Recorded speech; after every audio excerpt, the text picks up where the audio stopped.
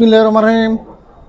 আমি প্রথমে স্মরণ করছি শহীদ প্রেসিডেন্ট জিয়া রহমানকে, আমাদের মরহুমা বেগম খালেদা জিয়াকে, তার সাথে আমাদের বিএনপি যে সরকার, বাংলাদেশের প্রধানমন্ত্রী জনাব তারেক রহমান, উনি বাংলাদেশের জন্য নিরাপদ রাষ্ট্র গঠন করার জন্য কঠিনভাবে কাজ করে যাচ্ছেন, জীবনের ঝুঁকি নিয়েও কাজ করে যাচ্ছেন।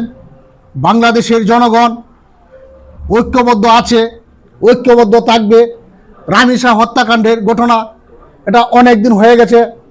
আমি জনাব তারেক রহমান সরকারকে আহ্বান করব, আপনি রামিসার হত্যাকাণ্ডের ঘটনা নিয়ে কোনো কৃপণতা না করে অবশ্যই আপনি একটা সঠিক রায় দিবেন।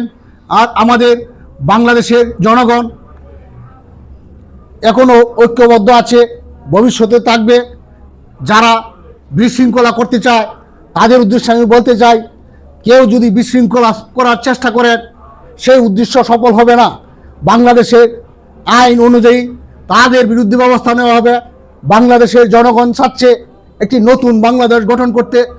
নতুন বাংলাদেশে কোনো বৈষম্য থাকবে না, নিরাপদ বাংলাদেশ থাকবে, কোনো সন্ত্রাস থাকবে না, কোনো চাঁদাবাজ থাকবে না, কোনো মাদক কারবার থাকবে না।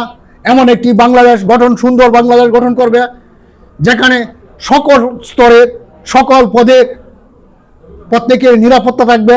আর আমাদের ভবিষ্যৎ প্রজন্মের জন্য আমাদের ব্যারিস্টার জাইমা রহমান ভবিষ্যতে প্রধানমন্ত্রী হবে।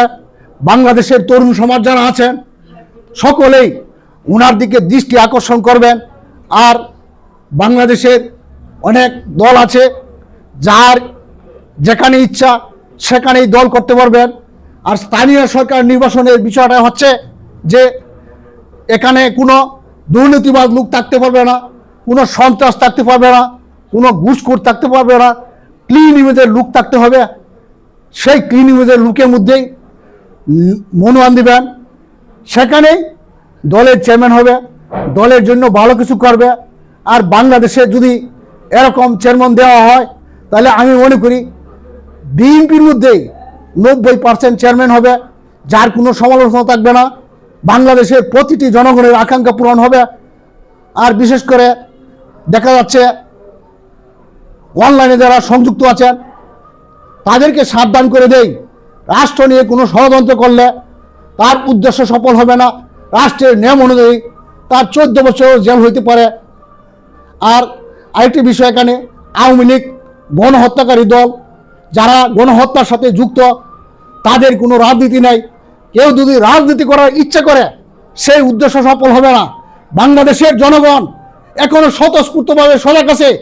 এখানে প্রায় 1400 মানুষ 24 আন্দোলনে নিহত করা হয়েছে। বাংলাদেশে অনেক গুম করা হয়েছে, 7/70 গণহত্যা করা হয়েছে, বিডিআর বিদ্রোহ করা হয়েছে। প্রত্যেকটা হত্যাকাণ্ডের যেন দৃষ্টান্তমূলক বিচার হয়, এই আশা ব্যক্ত রেখে আমি আমার বক্তব্য শেষ করলাম। খুদা হাফেজ।